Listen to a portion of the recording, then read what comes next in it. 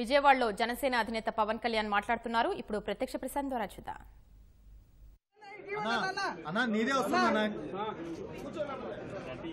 Mahesh cable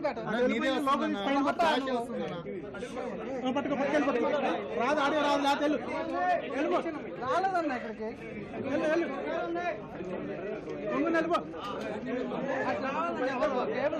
speaker దగ్గర పట్టుకో మహి అన్న రమేష్ అన్న మహేష్ స్పీకర్ దగ్గర పట్టుకు పైన తమ్ముడు చేసి పైకి పట్టు రమేష్ గారు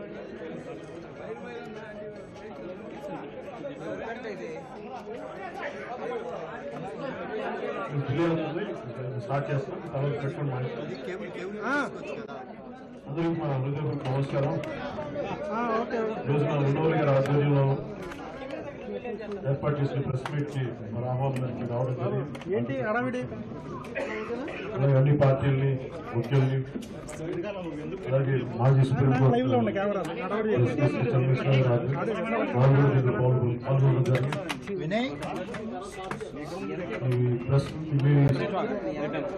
ఈ మీటింగ్ ఒక ముఖ్య ఉద్దేశం ఉండవల్లి గారి గురించి నాకు అపారమైన గౌరవం. ఒకటి, ఆంధ్రప్రదేశ్ జరిగిన విభజన సమయంలో జరిగిన అన్యాయానికి కాంగ్రెస్ పార్టీలో ఉండి కూడా చాలా బలమైన ప్రజల తరఫున గళమెత్తిన వ్యక్తి. ఈ రోజున ఆ రోజు నుంచి ఆయన ప్రతి చోట ఆయన వ్యక్తిపరుస్తూనే ఉంటారు ఎంత అన్యాయం జరిగిందనేది. ఈ రోజుకి అన్కాన్స్టిట్యూషనల్ గా రాజ్యాంగ స్ఫూర్తికి విరుద్ధంగా ఈ రోజున అది మాట్లాడుతున్నాడు. అందరూ రెండోలు గారి విషయం అయిపోయిన విషయానికి ఎందుకు, రాష్ట్ర విభజన జరిగిపోయింది కదా ఇవన్నీ మాట్లాడుతుంటే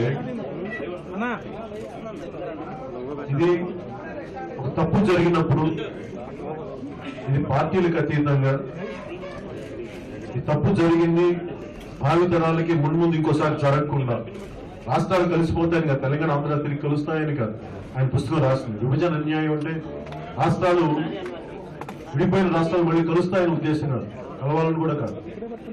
ఇవి ఈ ఆంధ్రప్రదేశ్ జరిగిన అన్యాయానికి మనం మాట్లాడకపోతే, అన్ని పార్టీలు ఏకతాటిపైన దీన్ని గుర్తించకపోతే, అసలు పౌరుషం లేని వాళ్ళలాగా ఆంధ్రను లాగిపెట్టి చంపదెబ్బ మీద కొట్టినా కానీ మన పౌరుషం లేదు, చచ్చు దద్దమ్మలు అని మిగతా వాళ్ళు అంటా ఉంటే ఆ మాటలు పడి పడి మన ఎంపీని చావగొట్టి దెబ్బలు కొట్టి ఆ పౌరుషం ఆంధ్రులకి లేదు, కేవలం తెలంగాణ ఎంపీలకే ఉంది, తెలంగాణ ప్రజలకే ఉంది, ఆంధ్రులకి లేదు.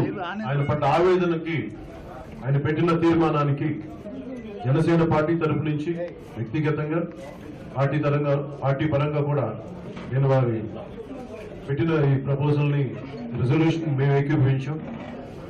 అలాగే ఎంత డబ్బులు ఇవ్వాలి, ఎంత బకాయిలు ఉన్నాయని దాని మీద చాలా భేదాభిప్రాయాలు ఉన్నాయి, భిన్నాభిప్రాయాలు ఉన్నాయి. భేదాభిప్రాయాలు కాదు, భిన్నాభిప్రాయాలు ఉన్నాయి.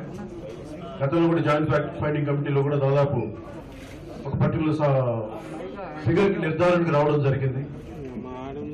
ఆ నిర్ధారణ అది ఆ రోజున అప్పుడు మాజీ చీఫ్ సెక్రటరీగా ఉన్న కృష్ణారావు గారు కూడా ఆ కేంద్ర ప్రభుత్వం నుంచి మనం వివరణ తీసుకోకుండా మనం నిర్ధారణకు రాలేదు, అందుకని వివరణ ఇవ్వాల్సింది ఉంది అనేది ఆయన ఒక అభిప్రాయం తెలియజేశారు. అప్పుడు కూడా ఈ రోజు ఆయన భారతీయ జనతా పార్టీ తరఫు నుంచి వచ్చారు.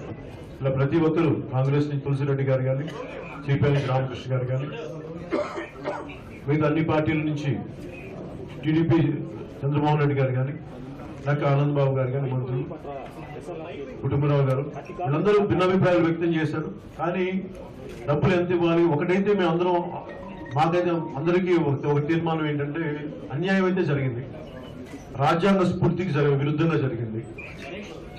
ఎందుకంటే ఒక్కొక్క చట్టం చేసేటప్పుడు ఎంతంత కష్టపడ్డారనేది మనకి జస్టిస్ చంద్రశేఖర్ గారు చెప్తున్నప్పుడు, కాన్స్టిట్యూంట్ అసెంబ్లీ డిబేట్స్ ఒక్కొక్క చట్టానికి చేయడానికి ఎంతంత తపన పడ్డా. One of the finest minds, imagination, great intellect ఉన్న వ్యక్తులు అంబేద్కర్ గారు కానీ, నెహ్రూ గారు కానీ, పటేల్ గారు కానీ, ఇలా అమోఘమైన వ్యక్తులు, మహోన్నతులు ఈ పెట్టిన రాజ్యాంగ స్ఫూర్తిని దెబ్బ కలుగుతూ ఉంది.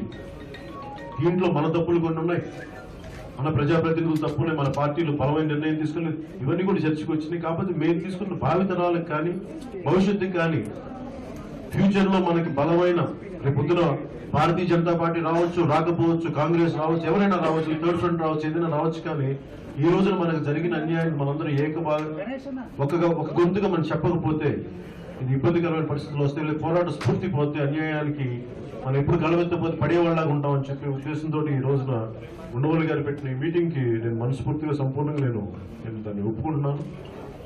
నేను ఆయన్ని పెట్టిన ఈ ప్రపోజల్ సెకండ్ నేను మద్దతు పలుకుతా ఉన్నాం. అలాగే ఈ భిన్నాభిప్రాయాలు ఉన్నాయి, ఎంత డబ్బు రావాలి ఏంటనేది దాన్ని మిగతా వాళ్ళు మాట్లాడుతున్నారు.